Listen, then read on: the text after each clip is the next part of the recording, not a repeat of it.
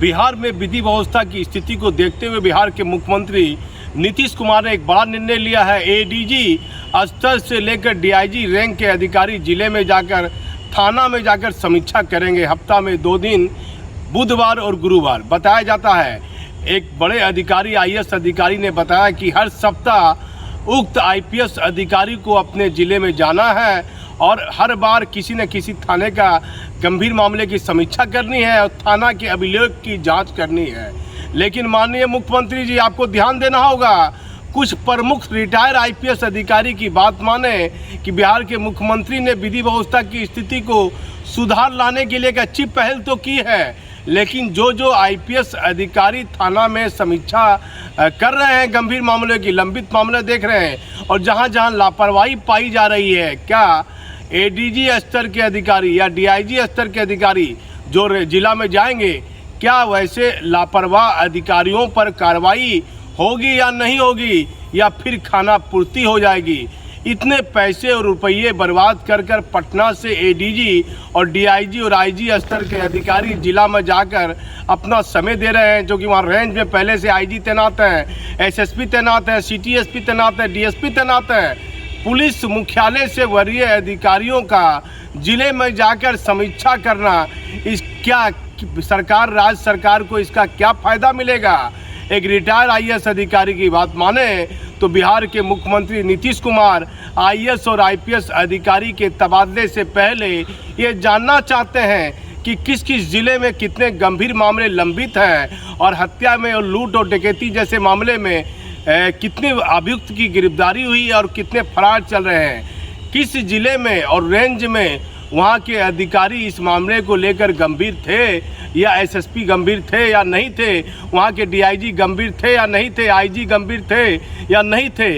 इन सभी बातों की जानकारी बिहार के मुख्यमंत्री मुख्य सचिव के माध्यम से ले सकते हैं। एक रिटायर आईएएस अधिकारी की बात माने तो इसीलिए 40 ज़िले में अलग अलग अधिकारी की प्रतिनियुक्ति कर दी गई है। हफ्ते में 2 दिन जाना है, बुधवार और गुरुवार। जैसे अनिल किशोर यादव भागलपुर कल पहुंचे, सुल्तानगंज थाने में समीक्षा की, उन्होंने कई गंभीर मामले में लापरवाही पाई गई है, लेकिन सूत्र बताते हैं कि सुल्तानगंज इंस्पेक्टर लाल बहादुर पर कोई कार्रवाई संभवतः नहीं होने वाली है, क्योंकि एसपी को देखना है, भले ही एडीजी आ गए हों, जहाँ गड़बड़ी पाई गई है उसमें कुछ बेहतर सुधार किया जाएगा।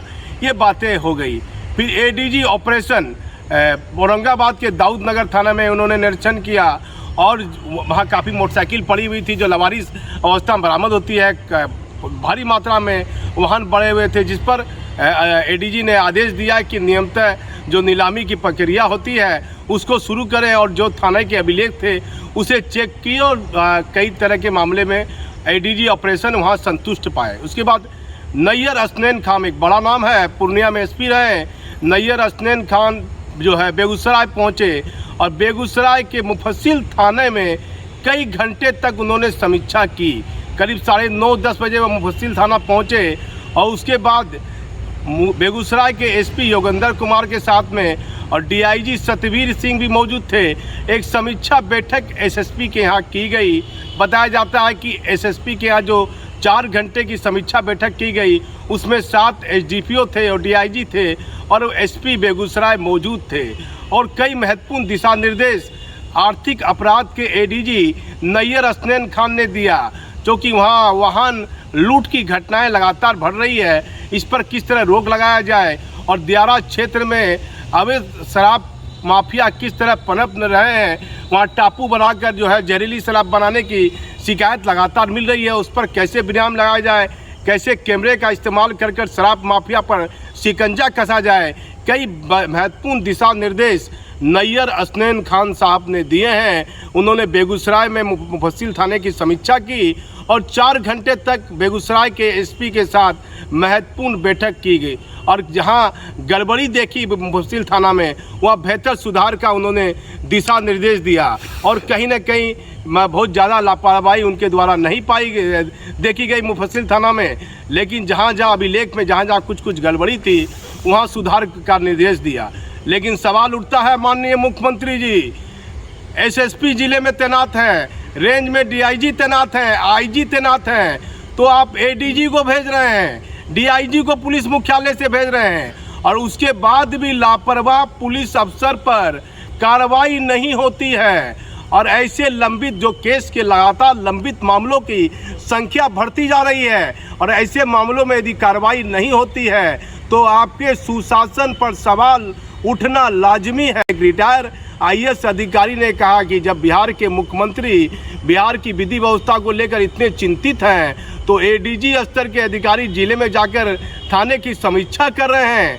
तो ऐसे लापरवाह अफसर पर यदि कोई कार्रवाई नहीं होती है तो कम से कम जिला से हटाकर उनको पुलिस मुख्यालय चिन्हित कर बुला लेना चाहिए। लेकिन कहीं ना कहीं बिहार के मुख्यमंत्री नीतीश कुमार ने कुछ बेहतर सोचकर ही ये निर्णय लिया होगा। लेकिन एडीजी अनिल किशोर यादव ने जो समीक्षा की है वो मैंने पहले इंटरव्यू दिखा दिया है, लेकिन वह बाय रोड पटना के लिए रवाना हो गए।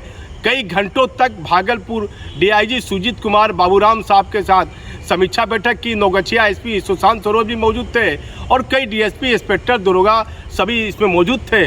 जो अनिल किशोर यादव ने कहा उसकी कुछ वीडियो मैं आपको दिखाता हूँ। पुरानी वही बात का जिक्र करना उचित नहीं है।